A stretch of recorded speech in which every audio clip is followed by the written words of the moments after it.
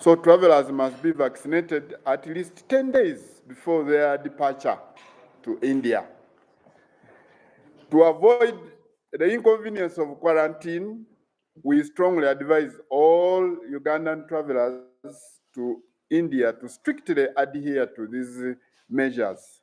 So for those who are planning and preparing to travel to India, please take note that you can only be able to travel to that part of the world if you have been vaccinated against yellow fever, and you must have a certificate issued to you 10 days prior. So we do not want our people to get disruptions. The other information is rationalization of some of our entities, such as the NGO Bureau, the Minister of Internal Affairs, Major General retired Kahinda Otafire, on the 27th of September 2024, signed the statutory instrument 2024 number 73, officially dissolving the NGO Bureau as a semi-autonomous entity.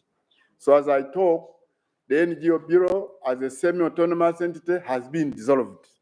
This occurred on the 27th of September 2024, when the Minister of Internal Affairs appended his signature on the statutory instrument number 73 of 2024.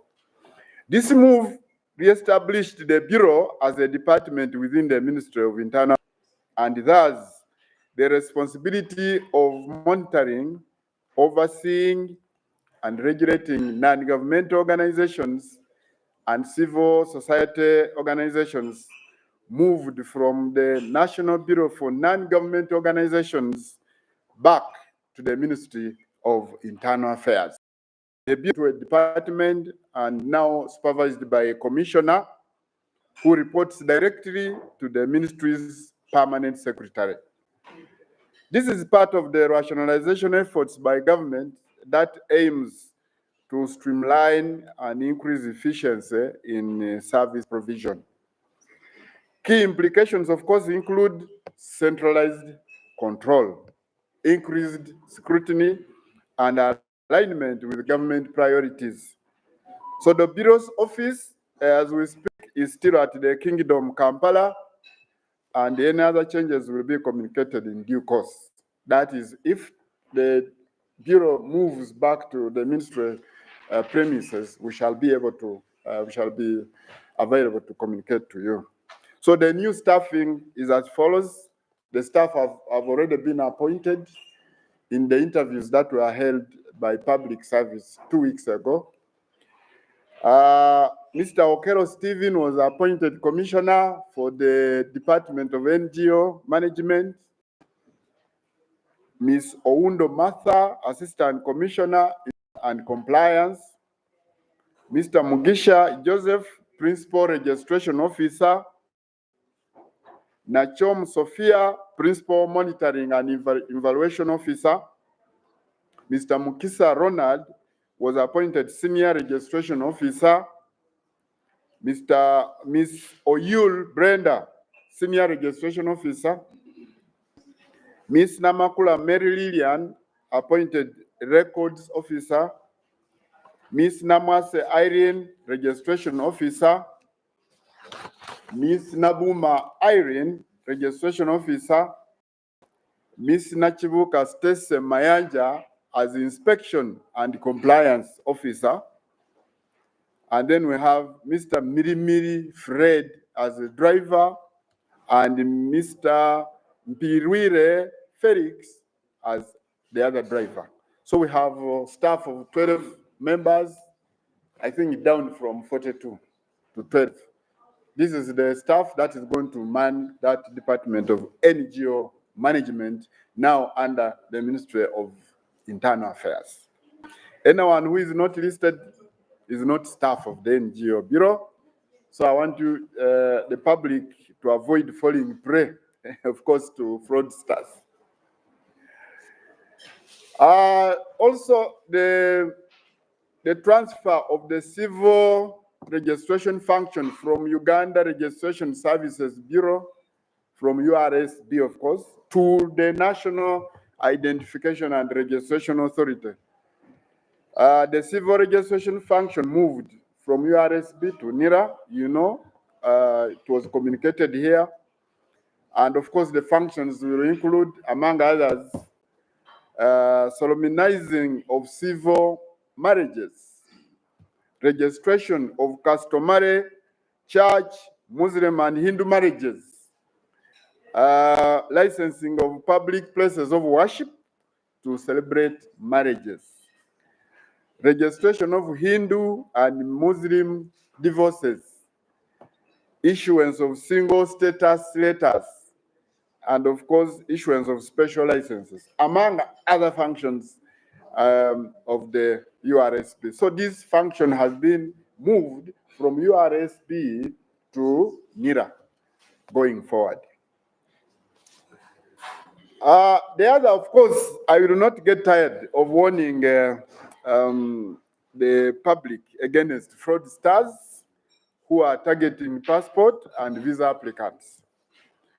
We urge all our valued passport applicants to be aware of fraudsters claiming to offer quick and fast services. We do not collaborate with any agents. No one should claim to be a passport or visa agent with connections within our office. We don't have any agents at all. Reports indicate that Ugandans are being fleeced up to a charge of 1 million shillings for passport, and even more, and usually in terms of dollars for visas. So services which are easily obtainable. We have demystified passport applications. A passport now takes ordinarily 5 days for an ordinary standard passport. And for express passport, does not go beyond 2 days. So we want to warn the public not to fall prey to these fraudsters, because we have demystified this so-called very difficult and tedious process of applying for a passport. As you know, it is not a requirement now for the passport applicant to go through LC1, LC2, LC3, DSO, and RDC as it used to be. We have abolished all of those. All you have to do as a Ugandan is to walk to our office after you have applied, only equipped with national ID card. And in the event that you have lost your national card, just come with the NIN. Even if you don't have a card, a physical card, come with a NIN, and we shall be able to serve you, facilitate you with a passport within the shortest time possible. So these agents, of course, often pose outside the ministry premises using scare tactics to terrorize to applicants, falsely claiming missing documents which will result in rejection. For the case of visas, they claim to be immigration officers. We have had to arrest some of these fraudsters putting on immigration uniform. A gentleman in the names of, I think, purportedly Alex, was arrested in the areas of Kawempe, having been detected there trying to pose as an immigration officer and fleecing foreign investors in that part of the country. So we arrested him, but we are warning that we have not arrested all of them. So there are others out there who will want to do the same. So please deal with only uniformed officers at our counters for purposes of applying for a passport, who can provide guidance and also disregard instructions from unauthorized individuals if you have followed the procedures. Because for sure, you do not need a third party in the process of applying for a passport or visa, because the process is simple, is very easy, and user-friendly. So we disclaim responsibility for losses due to fraud If you are a victim, just simply report to police or notify us for prompt assistance, because sometimes people come to crying to us, wanting us to compensate or to refund the money that has been fleeced. We don't have that kind of money to refund to people who have been fleeced. Ours is to provide information which should be used by applicants. And lastly, we're also warning on the existence of fake visa portals. We still, of course, remind the public that we have only one visa application portal to Uganda, and that is visas.immigration.go.ug. And visas are processed through that portal only, and the portal charges $50 for ordinary or tourist visas. We keep warning the public against applying on fraudulent portals, some acting as third parties who later forward their applications to our official portal after charging exorbitant fees. The moment you open a portal charging more than $50, please close that one immediately and look for a Government of Uganda portal, which normally ends with a domain go.ug. That is reserved for government entities in Uganda. The moment you see a domain not ending with go.ug, abandon, because that is not a Government of Uganda portal. So any website that doesn't have that domain is fake, and you deal with it at your own risk. Thank you very much. What's the other name of Alex? Alex Mpirirwe. Mpirirwe. What was arrested? What the one? It was Alex, what is the name? I'll give you the name. Mu Luganda, okusokera ddala mbebaza, of course, baleetere obubaka kuva mu Ministry yaffe ya Internal Affairs, obwedde mbagamba nti temunaba kujja kufuna passports, mwenga abannamawulire twaba omwaganya nti temulina budde, so office yange yeewaayo okubayambako okufuna passport. So mbakubiriza mwenga abannamawulire nti mujje mufune passport mu kifo ky'okulinda okusooka okufuna olugendo ate ne mupapirira oba oli awo abafere ne babayisaawo kulitalaba. Okusookera ddala njagala kutwala omukisa guno okutegeeza eggwanga nti tubadde tukola ku system yaffe eya visa nga tugezaako okugirinyisa omutindo omuzungu teyayita upgrade, okutandikira ddala wiiki eri ewedde ku lunaku olwokuna. So nga tukola ku processes zino tu improving esobole okuba nga ebaweereza bulungi obutabaako kizibu kyonna. So mu ekyo system eno ebadde teri available oba ebadde tekkiriza muntu yenna okukola application okusaba visa okuyingirawo ne Uganda. So etaataaganyizibwamuko naye nga tusuubira nti olunazibirwa olwaleero oba enkya system eno ejja kuba ezeeko.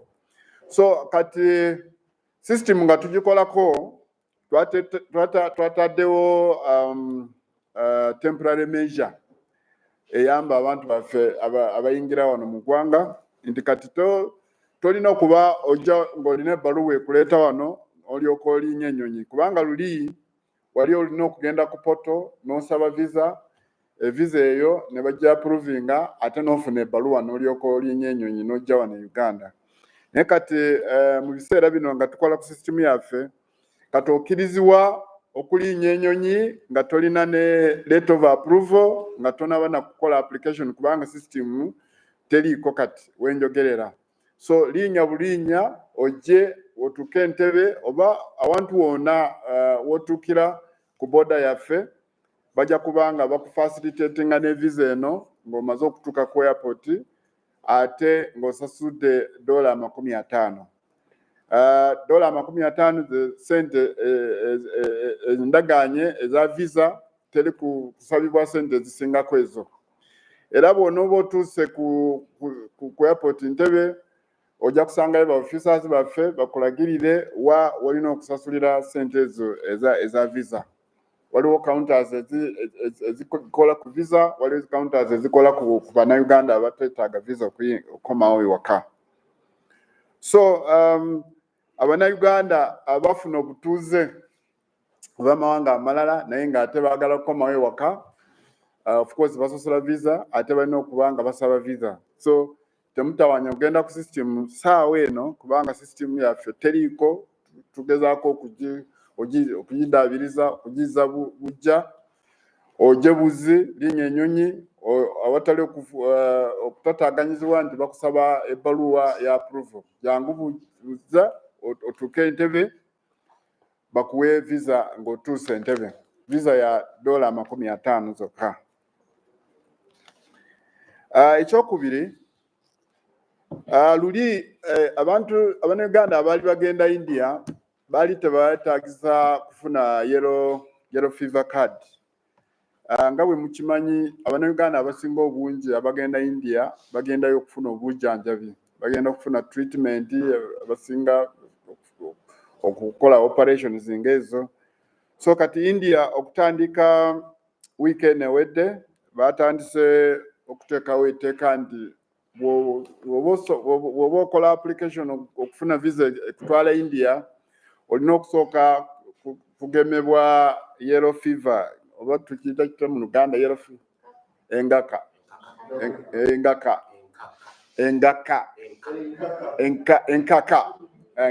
olina okuba nga osose ne baku vaccinatinga n'ofuna certificate kubanga twesanze nti Uganda egwa mu mawanga 42 agalimu ekirwadde kino ekyenkaka. So n'olwekyo bw'oba opulaninga okugenda India okusookera ddala tukuwa advice nti oteekemu okusaba nga bukyali kusaba visa.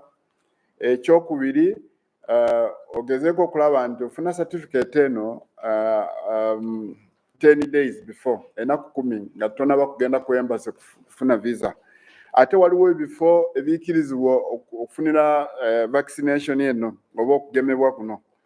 So bw'oba tofunye eno certificate bajja kukuteeka mu quarantine okumalira ddala ennaku 6 ate nga gwe weesasulidde. So ate tukimanyi nti abannayuganda abasinga bagendayo ku bintu byakwejanjaba, ku bintu bya treatment, ate abasinga obungi baba bagenze nga balina strict budget. So bajja kuteeka mu quarantine ate weesange nti obusente obutonotono bwandibadde wejanjabyazaamu ate obuspendize mu quarantine. So mugezeeko okulaba nti information eno mugifuna bulungi nga temunaba kukola applications ezo za visa. Ekyokusatu, tulina ebitebe byaffe departments zaffe n'ebitongole ebibadde ebiri wansi wa ministry naye nga byetongola. Naye kati nga bwe mukimanyi nga ennaku zaali 27 September 2024 Minister wa Internal Affairs Major General Kahinda Otafire yasiisaako omukono ku kiwandiiko ekijjawo Non-Government Organization Bureau okwetongola kati nga NGO eno bureau ekomyewo mu ministry. Luli ebadde yetongola ng'ekola ekikye ng'ekola ng'eri financially independent nga n'emirimu gyayo tegigwa wansi directly wa ministry ya Internal Affairs. Naye kati kutandikira ddala ku 27 ennaku September Minister bwe yassa ku ndagaano eyo ku kiwandiiko ekyo kye tuyita statutory instrument namba 73 2024 kati NGO Bureau yakomawo mu Ministry ya Internal Affairs nga department. Era ebintu byonna ebikola ku kuwandiisa bino ebitongole ebinakyebwa birina okukolebwa ku Ministry ya Internal Affairs wansi we department eno ya NGO Bureau. So okutandika 27 yakoma ku ministry. Ate kati eringa department neba officers abagenda okugikulira bamaze ddo kubanga balambikibwa. Era Ministry ya Public Service yakola interview, yabakozesa interview weeks ebiri eziyise ne baba appointinga. Era kati Mwami Okelo Stephen ye commissioner wa department eyo nga assistant ye Oundo Martha, waliwo Mugisha Joseph principal registration ye muhandisi omukulu we organizations ezo ziri non-governmental. Tulina Nachomu Sophia, tulina Mukisa Ronald, Madamu Oyul Brenda, tulina Namakula Mary Lilian, Namwase Irene, ne tubeera ne Nabuma Irene, abo bonna abawandiisi. Nakibuuka Stacia Mayanja yajja kukola ku w'ebikwekweto, inspection and compliance officer. Ne tubeeramu ne ba drivers babiri, omu bamuyita Mirimiri Fred n'omulala bamuyita Mpirirwe Felix. Kati omuntu yenna atali ku list eno aba takolera NGO Bureau. Mulina okubanga temugwa mu katego k'abantu naddala kati government kuva yatandise okurationalizing ebitongole bino, waliwo abagezigezi abatandise okutambula mu bantu nga beeyita abakozi be departments zino empya ogezaako kunyagulula abantu baffe. So mulina okubeerinda. Waliwo neno ekitongole ekikola ku registration tuyita Uganda Registration Services Bureau. Nakyo waliwo emirimu kyakyo egimu egyagenze mu NIRA, emirimu gy'okuwandiisa obufumbo, solemnizing civil marriages, n'okuwandiisa amakanisa bwe bagatira abantu abafumbo, n'emizigiti, ebintu ng'ebyo. So emirimu gino gyonna kati gikolerwa Ministry ya Internal Affairs wansi wa NIRA, National Identification and Registration Office. Ne tusembayo of course nga tubalabula abakozesa poto yaffe esaba passport, abantu abasaba passport, aba-applying passport.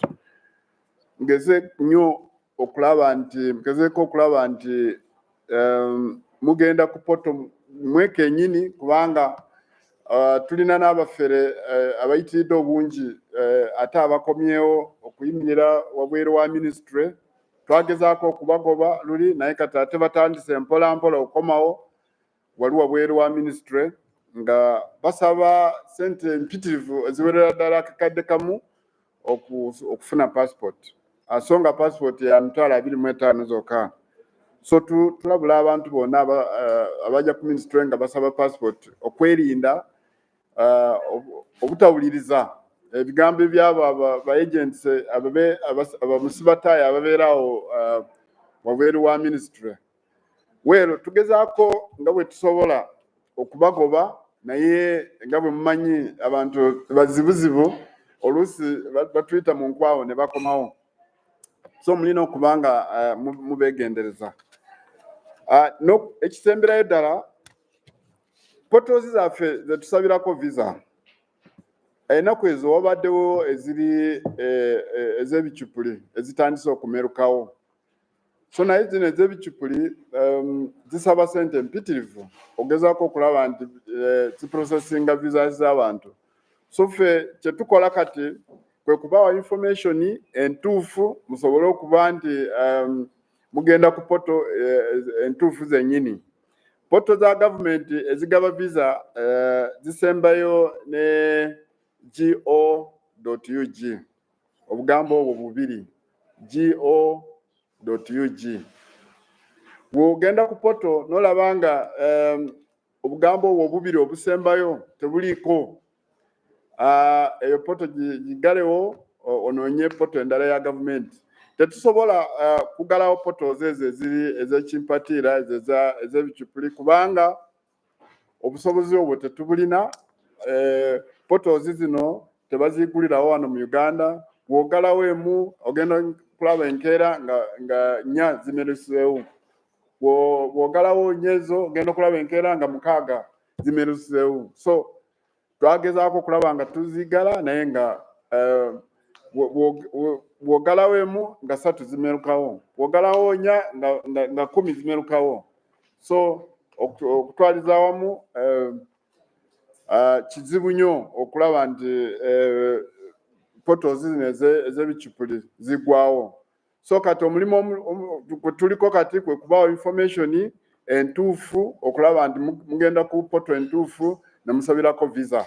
So mugende ku poto ng'esembayo obugambo buno obubiri go.ug musobole okufuna visa entuufu eya $50. Zino endala zino ez'ekimpatiira zino ez'ebicupuli basaba $100. Kati nalabyeko n'endala ng'esaba $225 nga bo bagamba nti visa bagikola express, naye ebyo byonna bya bulimba. So visa ejja Uganda ya $50. Bw'olabako poto ng'ekusaba sente ezisukkako ku $5 eyo gite kubanga teba ntuufu. Mwebale nnyo, mwebale nnyo.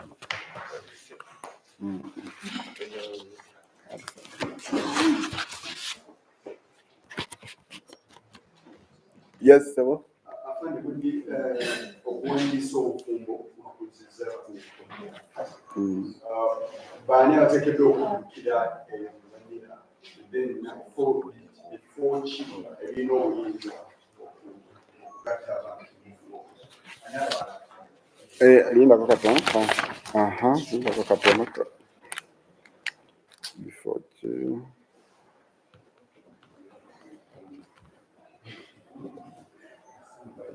Yes, sir.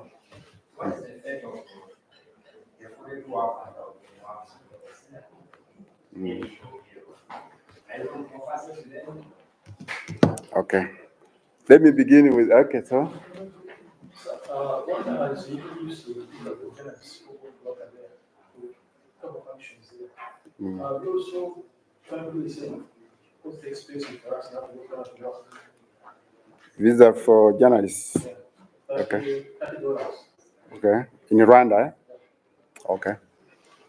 Okay. Thank you very much. Let me begin with the fate of 42 workers who have been working for NGO Bureau. You remember when the government started this process of rationalization, they talked about what will happen to people who will lose their jobs, and what will happen after rationalization process had taken place. There is still a process of trying to absorb these people. The first, they advertised, and of course, all of those workers who met the criteria, those who met the qualifications, of course, we had the commissioner, we had the assistant commissioner M and E. So all of those were given opportunity, because remember, this was an internal advert. It wasn't put out. It wasn't external. So only those people who were working in NGO Bureau were given the opportunity to reapply for those jobs. So government was intentional, first of all, to ensure that only those people apply so that they can be absorbed. So it was being lenient to them. But secondly, only those who qualify to be absorbed would be absorbed. Now, for those who don't qualify, that will be another thing which is not under my docket. Those who do not qualify, I do not know what government will do for them. But as of now, 12 of them have been appointed. And as of last week, there was another opening. There was another advert to try to to absorb all the possible workers who have been there, those who meet some basic qualification, to try to absorb them so that we can minimize the number of those who lose jobs.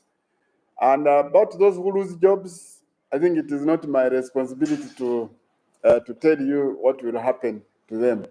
I don't have the moral authority to talk about compensation to them or any other decision that will be taken. So for sure, by next week, we shall have absorbed more of this. As of last week, 2 weeks ago, 12 were absorbed. So there's another opening for another group. So I am sure most of these will be taken up in the second advert that the Public Service Commission put out.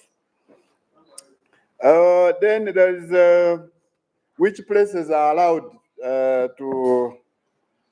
for marriages to take place. Of course, places must be registered places. There are places like churches, they are registered. I think registered churches, Muslim places, Hindus, centers, we have places of worship, we have, and because you know, a place of worship can be registered. It's not about a building, it is a place, any place that the NIRA will find deem fit for the purposes of registering a marriage. So any place that will be registered by NIRA will be allowed to act as a place of marriage registration. But we have, of course, churches, Muslim centers, Hindu centers, and places like that where marriages can be celebrated from. So any place that is registered by NIRA can be allowed to celebrate a marriage. Then somebody talked about, asked about visas for journalists that Rwanda has implemented. Well, I don't know about Rwanda. For us, the policy is still as it is of $50. Maybe in the future, something will be done. But as of now, we do not have any special visa for the category of journalists as of now. But what I know is that people from within the region don't pay for visa here. It is fee nil. If you come from the region, East African community, you come from COMESA member countries, you are not supposed to pay for visa on arrival. People come from Zambia, Zimbabwe, South Sudan, Burundi, Rwanda, Kenya. All of these don't pay for visa. DR Congo, and I think also soon to be Somalia, because it is part of the East African community. They come here at fee nil. They don't pay for visa, but they have to apply for one, of course, at the airport. So as to when this will be implemented, maybe reciprocated, I do not know about that one. Mu Luganda ndowooza ebifo we bagenda okukolera obufumbo ebifo bino birina okuba nga biwandiisibwa NIRA. Ekifo kyonna we bagenda okubeera obufumbo okugaata abagole oba okuregisteringa abafumbo bonna, ekifo ekyo kirina okuba nga kirina certificate, ate nga certificate ejeebwa NIRA mu butongole. So ebifo by'abasiraamu, ebifo bya Christians ne Bahindu ngaabo bajja kuba nga babiregisteringa ate ne babiwa licenses. N'ekirala waliwo abuuziza nti kati bajournalists abayingira e Rwanda bawa visa, concessionary visa ya $3. Weero ffe nga wano e Uganda tetunaba kukitandikako, naye kyemanyi nti ffe tetucharginga visa bajournalists oba abantu bonna abava mu community okujja okukyalako wano. So kasita oba nga oviiridde mu East African community oba COMESA member country oba PTA member country, tosasula visa okujja wano, ojja ku bwereere, naye kyolina okujja okubeera nakyo n'okubeera ne passport ekuleeta wano, era bw'otuuka ku airport nga bakukubiramu stamp, ate stamp eyo eba ya bwereere, tebakusasuza ssente zonna. Wabaddewo abuuza nti waliwo bano abalekeddwa ebweru ku luvannyuma lw'okurationalizinga NGO Bureau, nti tugenda kubakolera ki? Nga bwe kiri kati, ekizibu sinaba kutegeera gavumenti kyegenda okusalawo, naye ekikulu nti bwe bakola adverts zino ez'okuabsorbinga abantu bano, omukisa guno okuweewo bano bokka abali mu department eyo oba mu kitongole ekyo kye bakoze rationalization, bano aba NGO Bureau babawadde omukisa, buli omu eyabadde alina empapula n'obuyigiriza obwetaagisa bamuabsorbinze. Kakati abo abatabadde n'obuyigiriza obwetaagisa babalese ebweru, naye kati wiiki eno ate baopenizeewo windo endala, bagenda kuddamu ate bekenenye mpola mpola balabe ani omulala asobola okukola ki okubeera absorbed. Kwegamba gavumenti gyegezaako okulaba nti abantu tebafiirwa mirimu anyhowle, ekyo kyekimu. Ekyokubiri nti newebaawo chance nti bajja kubaawo kasente, gavumenti ereme okukosebwa nnyo okusasula sente nyingi. So kyova olaba kati abantu bano abasinga obungi bajja kubanga babalekawo mu mirimu gino gye babadde bakola. Mwebale nnyo.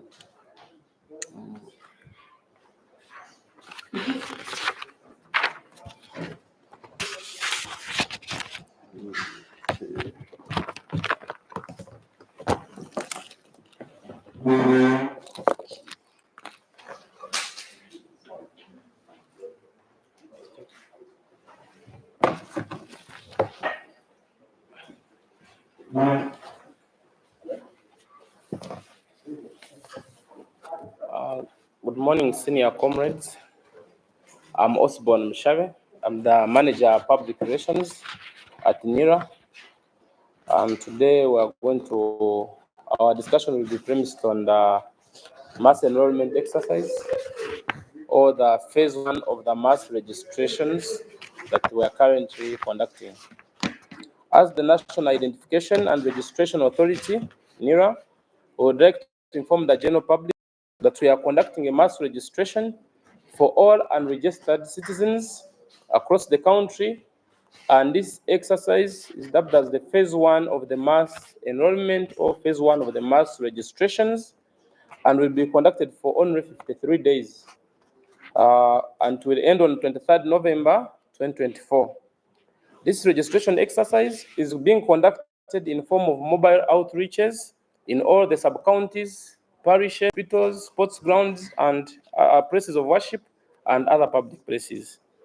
Cognizant of the fact that our students are currently at school, we have decided to reach out to them in their respective schools.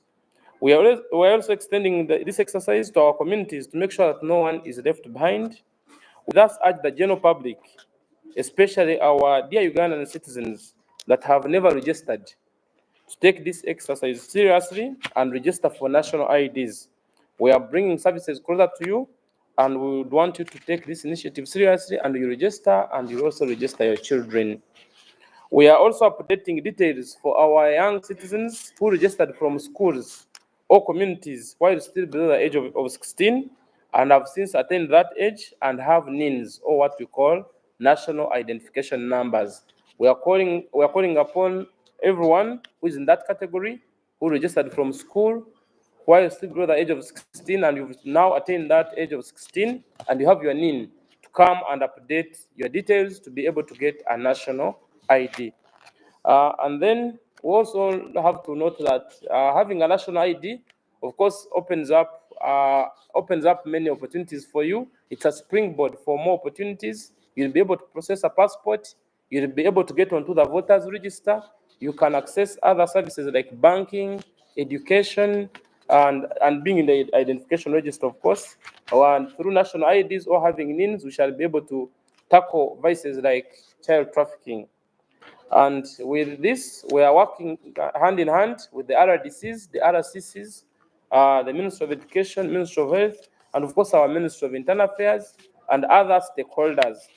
And we shall be coming out, of course, with more press briefings to make sure no one is left behind. We are going to have more talk shows to make sure we reach out to everyone.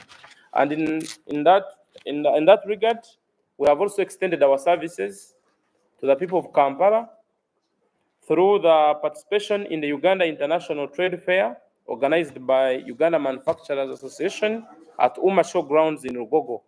It has been ongoing and will end on Thursday this week. Please kindly come and access our NIRA services so that we do not miss out. We don't want to leave anyone behind. And then for the marriage function, as you are all aware, for the marriage function, it has been transferred to NIRA from USB with effect from 1st October 2024. But we are going to have another big press conference this week with a team from USB to make sure that we give you all the information. From then we'll start giving you guidelines and the people to approach. And of course, we shall have the media engagement to make sure we take you through. You know what we do, because we understand that the public really needs this information, and the media plays a very big role in the society in transformation and information sharing. So we shall invite you to have a tour around to make sure that you know what is going on, so that when the media is briefing the people out there, you have first-hand information. And then lastly, you all know that this is we are getting to independence. We don't want to wish our citizens a happy Independence Day, but please make sure you are in the identification register. Make sure you have a national ID. Make sure your child has a NIN.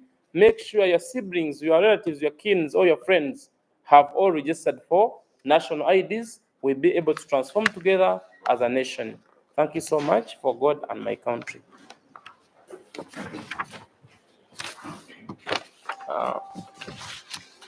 In Uganda,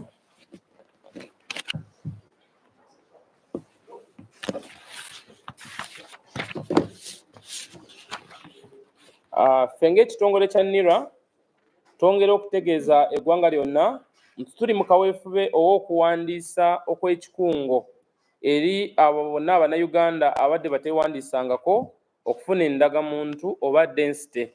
Enteekateeka eno ey'okuwandiisa abatafunangako endagamuntu oba density oba NIN yakumala ennaku 53 ng'ekomeekerezebwa ennaku z'omwezi 23 mu mwezi ogujja ogwa Novemba. Enkola eno tugenda okugituukiriza nga tutambula mu bitundu eby'enjawulo, mu magombolola, mu miruka, mu masomero, amalwaliro n'amasinzizo, wamu n'ebifo ebirala byonna bye tujja kuba nga tusobola okubasanga okulaba nti buli muntu yenna asobola okwewandiisa okufuna endagamuntu oba density.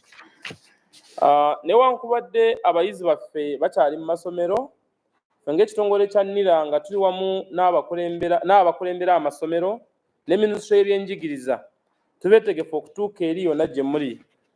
Ng'Omuganda bw'agamba nti sosolye bw'atafa atuuka ku lyengedde, naffe twewaddeyo okubatuukako eyo yonna gye muli, okulaba nti oba oli mu ssomero oba oli mu miruka oba mu masinzizo, ffe kasanga nga Katonda atuwadde obulamu, tugenda batuukako eyo yonna gye muli okulaba nti tubatuusako obuweereza bwaffe bwa NIRA. Twagala buli omu abeere ng'alina endagamuntu, ate singa olina NIN osobole okufuna obuweereza obw'enjawulo nga tolina kye weekwasa. So tubakubiriza mwenna eyo gye muli okulaba nti mwejumbira mu kaweefube ono gwe tuli mu kubaleetera okuwandiisa Abannayuganda bonna bateewandiisangako, okulaba nti tusigala mabega ate nga balala bagenda mu maaso. So kaweefube ono gwe tuyita mu Luzungu phase 1 of the mass enrollment oba okuwandiika okw'ekikungo okusoose. So tubakubiriza mwenna mujje mwejumbire mu nkola eno tusobole okutambula wamu ng'Abannayuganda. Then mu kaweefube ono twayongedde okutuusa n'obuweereza bwaffe ku Uma Showgrounds e Rugogo mu Kampala. Campaign eno oba omukolo guno gubaddewo okumala week ate gukomekerezebwa ku Lwokuna week eno yennyini gye tulimu. So tubakubiriza bonna abali mu Kampala n'emiriraano okulaba nti mujja wano e Rugogo ku Uma Showgrounds mujje tubawandiike. Ate ekyenjawulo ekiriwo kiri nti ku Uma tujja kubanga tusobola n'okuza obujja endagamuntu oba replacement ezabula okuwandiisa abateewandisangako, okuwandiisa abaana bammwe, oba okukyusa ebibakwatako bye mwagala okukyusa mu system oba kye tuyita change of particulars. Naye okuwandiisa okw'ekikungo kwe tulimu mu byalo strictly oba essira tulitadde ku bantu abateewandisangako wadde, oba abaana baffe bali mu masomero nga beewandiisaako nga bali wansi w'emyaka 16 naye katolede bakaweza emyaka 16 balina nini naye tebalina ndagamuntu. So okuwandiisa okw'ekikungo tujja kuba nga tukolera ku categories 2. Category emu abateewandisangako, then category ey'okubiri abaana abali mu masomero oba mu communities naye nga beewandiisa balina nini naye tebalina ndagamuntu, okulaba nti buli omu ali mu identification register oba mu register yaffe ng'ekitongole kya NIRA tusobole okubatuusako obuweereza. Ate nga tumaliriza, njagala mwena mutegeere nti bw'oba olina endagamuntu kikuyamba okufuna obuweereza obw'enjawulo, okufuna passport ng'oyagala kufuluma eggwanga oba okukola emirimu egy'enjawulo, kikuyamba okubeera mu okusanga nti bw'oba oli ku ssomero osobola okufuna obuweereza. Ate kikuyamba n'ebintu ebirala oluusi waliko ekintu kye bayita okukusa abaana. So wanga weewandiisa okufuna endagamuntu ng'olina nini ng'oli mu regista y'eggwanga, kyangu nnyo okuprovinga case n'ogamba nti ono mwana abadde muto maybe bagezaako mukusa, tuba tusobola okukuyamba.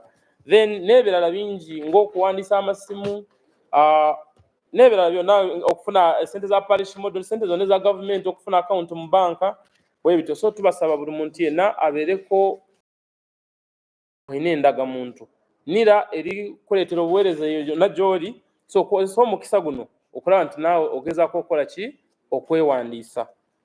Then nga tumaliriza, tukimanyi nti tugenda mu independence, twagala kubagaliza olunaku olungi wa independence, naye tuuka ku lunaku olwo naawe ng'olina ky'okoze okulaba nti olina endagamuntu oba omwana wo registered ng'alina endagamuntu. Olwa Katonda n'eggwanga lyange.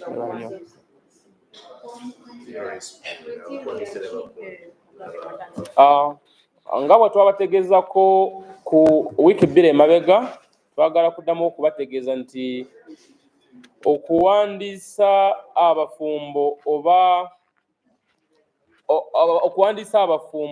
kye tuyita civil marriage mu lulimi lwa gavumenti, okuva ku lunaku z'omwezi kuva 1 October 2024 guno omwezi, obuweereza obwo twabututte mu NIRA nga buva mu kitongole kya URSB, naye tugenda kuteekako olukungaana lw'abamawulire eno wiiki okulaba nti twongera okubalambulira bulungi ku nsonga eno n'okubategeeza biki bye tugenda okuba nga tukola mu NIRA offices ki ze mulina okugendako okulaba nti obuweereza buno bumufuna, ate n'okufuna bannamawulire tubatwala ku bifo eby'enjawulo oba ku kitebe kyaffe kikulu bwe tujja kuba nga tukolera buno obuweereza okulaba nti nammwe abannamawulire musobola okufuna first hand information musobole okulambula bulungi ensonga eri eggwanga lyonna. Then ku by'amasomero obadde obuuza ku ssomero.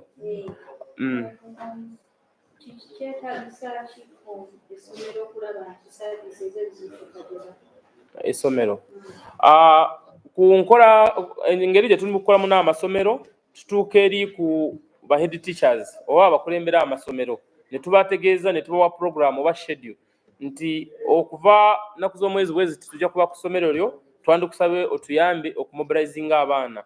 Kye njagala mutegeere bannanga bannayuganda mwenna, okwewandiisa okufuna endagamuntu kintu bibeera bya njawulo lwa nsonga.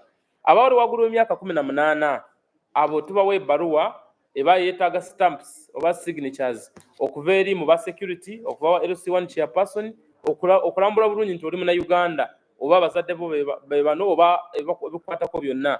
Naye abannayuganda bonna bali wansi w'emyaka 16 oba bali wansi w'emyaka 18, especially abaana b'amasomero nga bakyali bato, tubateeka mu mitendera egyo gyonna. Ekyamaanyi tumusaba photocopy ya ID y'abazadde, ate n'okulaba nti yennyini abeerawo, n'omuntu yenna ali mu presenting okulaba nti waliko omuntu oba omusomesa oba omuntu yenna amanyi omwana oyo asobola okuteekako ki ebimukwatako.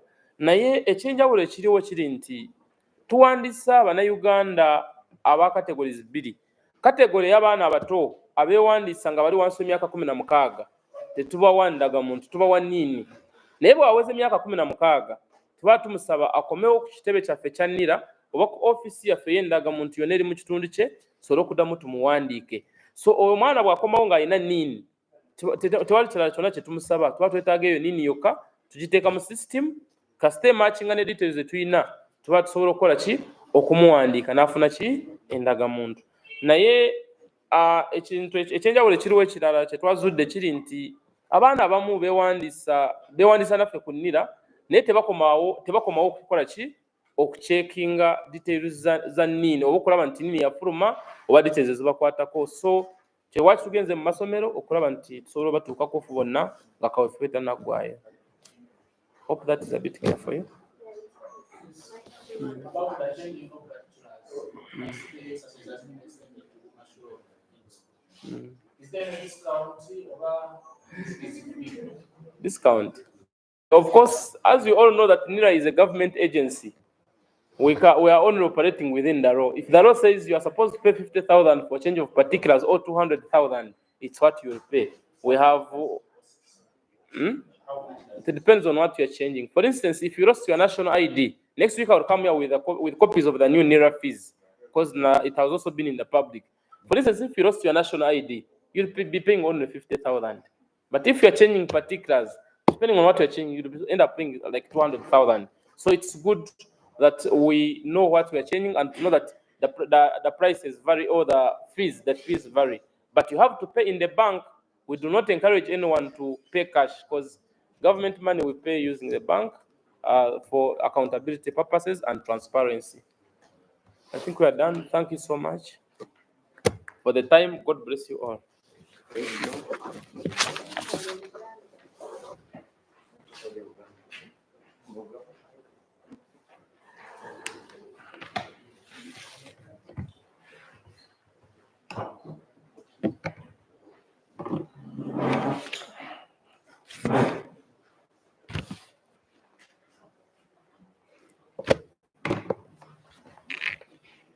Are we ready?